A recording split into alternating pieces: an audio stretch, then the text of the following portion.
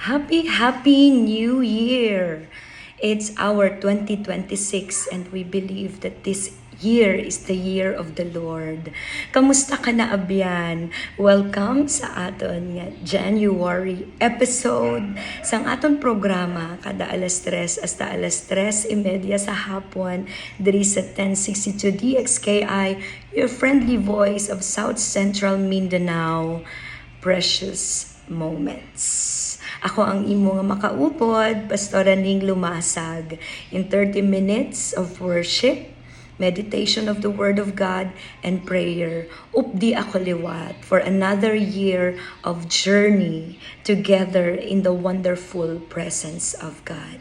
Magaampo kita, salamat Ginoo sa bago nga tuig nga ginhatag mo sa amon.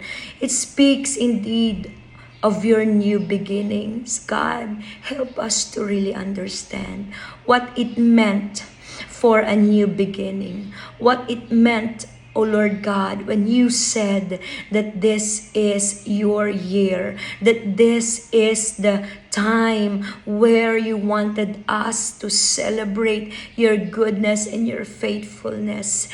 This is the time for us to draw closer to you, to come near you, and even to submit our hearts, our minds, all the burdens, all the fears, all the concerns, and even every limitations, oh God, of our being be submitted to you in prayer, in worship, in your word. In your guidance, Lord, we know na hindi kami magkukulang at hindi kami maaano sa taong ito. Salamat sa iyong presensya na kasama namin ngayon.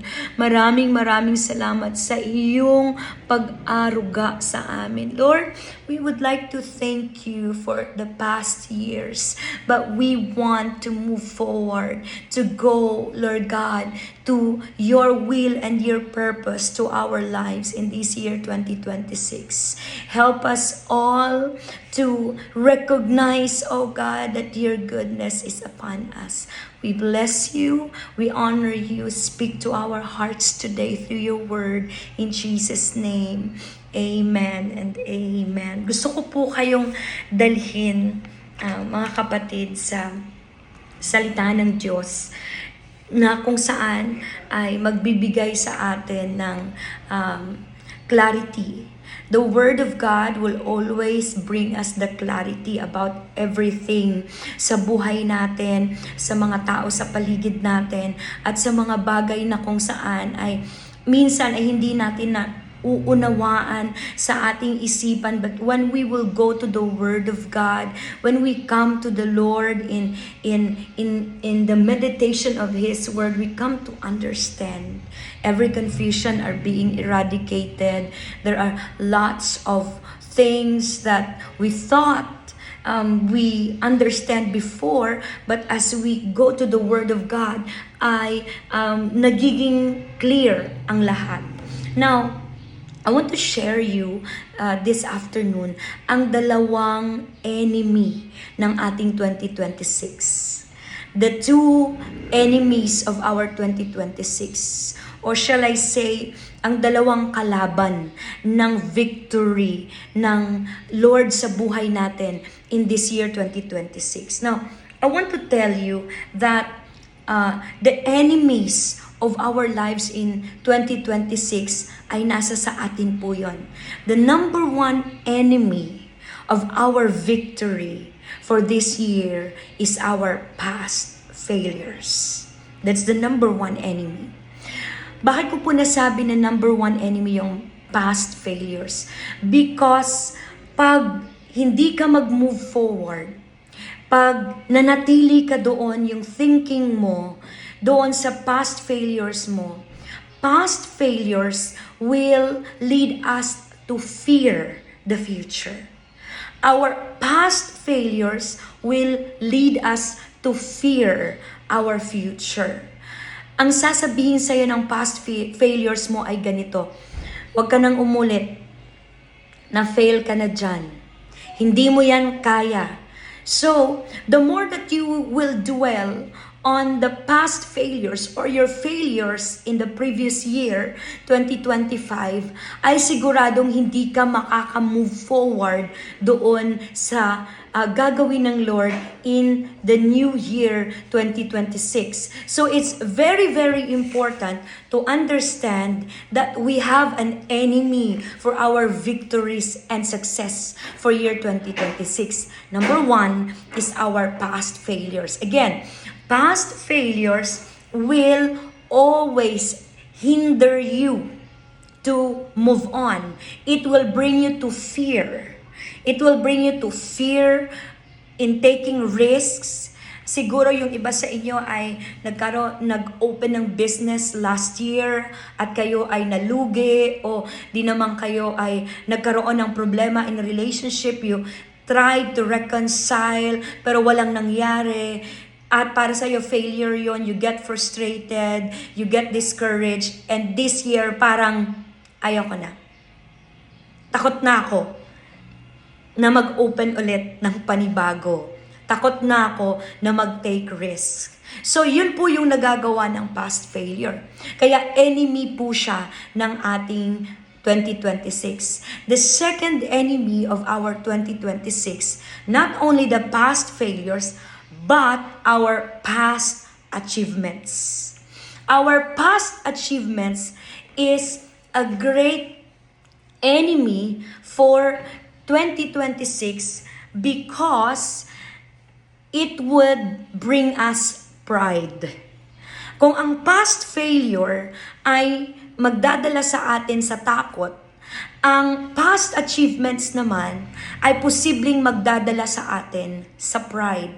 Now, when we will become proud of our success, of our achievements for the previous years, magiging na po tayo, self-dependent. Okay? Magiging self-dependent na tayo, hindi na tayo hihingi ng tulong sa Panginoon, hindi na rin tayo hihingi ng tulong sa mga tao sa paligid natin. So, it must be that we do something for it. Okay? Past failures, past achievements must be forgotten. For us to transition or to cross over to year 2026 in victory, in success, in great things, we need to forget the past. Sabi nga ni Lord in Isaiah 43 verses 18 to 19, forget all that. Yun po yung remedy. Yung remedy po, yung solution po natin ay forget. Kalimutan na. Kaya nga siya past dahil tapos na siya. And so therefore, hindi na siya pwedeng dalhin sa new, sa bagong taon. And I love the Word of God because the Word of God will always give us not only the clarity but confidence. Ano sabi ng Lord? But forget all that. Bakit? Bakit kailangan nating kalimutan yung ating past failures? Bakit kailangan nating kalimutan yung ating past mistakes? This is the Lord saying, forget all that. It is nothing compared to what I am going to do. You see? It is nothing compared to what I am going to do. Kaya pala kailangan natin kalimutan yung past natin, yung past failures, yung past achievements because God is preparing something greater na hindi pa natin na-experience. Na hindi pa natin narating, hindi pa natin na-achieve. So, kung akala mo, yung achievements mo, last year 2025, ayun na yun, kapatid, nagkakamali ka. There is far greater. Let me continue the verse. In verse 19, for I am about to do something new. Ito po yung naintindihan ko sa new. Yung isang cellphone, isang damit, isang bagay na gustong-gusto mong bilhin, okay? Pag hindi pa siya nasa sayo, bago pa yon. Pero, pag nasa kamay mo na siya, isang araw, pangalawang araw, 5 araw, linggo, buwan, luma na yon. Ibig sabihin, kapatid, yung something new na sinasabi ng Lord sa atin sa mga oras na ito ay bagay, lugar, experiences na hindi pa natin narating. I believe in my heart na sa mga nakikinig sa atin ngayon sa 1062 DXKI, may mga iba po sa inyo na makaka-experience ng blessings, ng breakthroughs, ng miracles, or makakapunta ka sa mga lugar na hindi mo akalain na pupuntahan mo ngayong 2026. Bakit? Something new eh. It's something new. This is the reason why we need to forget. This is the reason why God is commanding us to forget all that. To forget all the past failures, the past experiences, the past mistakes, even the past achievements and successes. Kailangan na po nating iwanan. Because God is preparing something new, nothing compared to what He is about to do.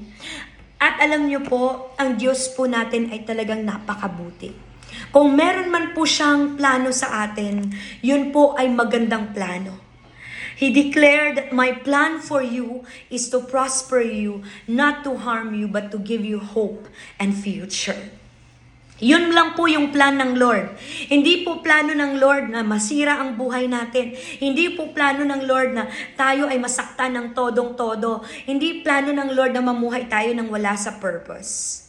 Alright? So, the very first thing that we need to do, wala pa naman po tayo nakakalahati na January 8 pa ngayon. So, hindi pa po tayo nasa middle ng first month of the year. And so, may pagkakataon pa po tayo na ilista, i-identify yung mga bagay-bagay that we are holding on to from the past. Alam niyo po, sa totoo lang, marami po sa atin ang nakikinig ngayon. Kaya po hindi mo maabot-abot yung lugar na kung saan gusto ng Lord puntahan mo or yung experience na gusto ng Lord na nandun ka dahil you still hold on to the past. So it's time for you to forget. It's time to let go. It's time to trust God. It's time to believe that God is about to do something new. It's time to experience the promise that He said it is nothing compared to what I am going to do. Sabi niya pa, see, I have already begun. Do you not see it? Today, mananalangin po tayo. The first thing, the first part of our prayer is a prayer of surrender. Is a prayer of repentance. We hold on to the things that God doesn't want us to hold on, and it's something that displeases God. Kasi nga ang gusto ng Lord ay mag-move forward na po tayo. Sa totoo lang po, ang dami pong na-stuck, kaya hindi po makapag-transition. Ang dami pong nanatili sa kanilang past, kaya hindi nila makikita, wala silang pagkakataon to see the new things that God is already doing in their lives. And it's our prayer, it's my prayer this afternoon that all of us, lahat po tayo, maniwala po tayo sa salita ng Diyos. Lahat po tayo, puntahan po natin ang presensya ng Panginoon. Let's come to God in prayer. Let's come to God in submission to His voice, in submission to His word. Let's come to God in believing that He is about to do greater things, something new, mga bagay na hindi pa po natin na-experience, mga lugar na hindi pa natin napuntahan, mga blessings na hindi pa po natin nahawakan, that God had already given it to us because of the blood of Jesus that redeemed us from the power of the enemy. Come on, let's pray together. Lord, we are here. We submit our lives to you. We submit our pasts to you. Our past failures, our regrets, our past frustrations, discouragement, we surrender them to you right now. Panginoon, ayaw po namin dalhin sa panibagong taon ang mga bagay na ayaw mong dalhin namin sapagkat yun ay nakakasira ng plano mo sa buhay namin. God, we release forgiveness. We release, O Lord, every pains that we had experienced, oh God, even the betrayal, oh Lord, na nagkaroon kami, oh God, in the past years. But today, we love to surrender them, oh Lord God, before your wonderful presence. Lord, hindi lang po yung past failures and mistakes. Isalin niyo na po, Panginoon, ang mga successes namin, yung mga achievements namin. We would love to recognize right now, oh Lord, na kung hindi po dahil sa grasya at awa po ninyo, hindi po namin mararating o hindi po namin narating yung kung anong narating namin in year 2025. But God, we believe in your word when you said, it is nothing compared to what you are about to do in our lives. For you will do something new. Kaya nga po, New Year, dahil may panibago, may gusto ka pang maabot namin. And so, God, we rely only unto you. We submit, O Lord God, our lives to you, our families.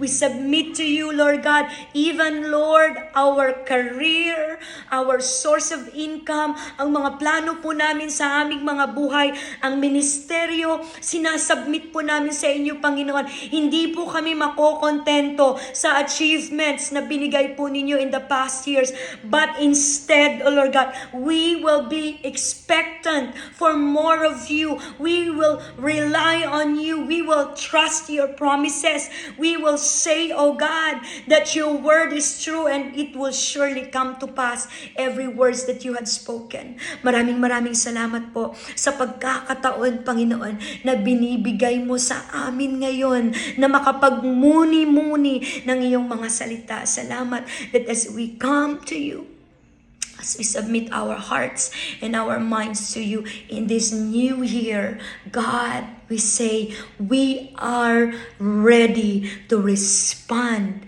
to the new things that you have planned, that you have already, oh God, established since the beginning of time to each one of us. We bless you. We honor you. I pray, Father, for those who are struggling to let go of their past. I pray that you will give them breakthrough this year. Give them breakthrough right now, right here, Lord. Help them to release, oh God, the frustrations, the discouragements, the past pains. Help them release, oh Lord God, themselves from the entanglement of fear, oh Lord, that they could not move forward to the things that you wanted them to do. Even I pray that you will help each one of us to submit ourselves to you and so get delivered with a spirit of pride and self-reliance dahil po sa aming mga achievements in the past years. For we know no eye has seen, no mind had conceived, and no ear has heard what God in stored for all of us in this year 2026. And so we praise you, we honor you, we glorify you, oh God, in Jesus' mighty name. Amen and amen. Happy New Year! Naway nakita mo ang iyong sarili releasing the past and start a new beginning with God. In this coming weeks, we will be discussing the journey of the promise, their journey toward the promise of God. Maraming salamat sa pagsama mo sa akin sa mga oras na ito.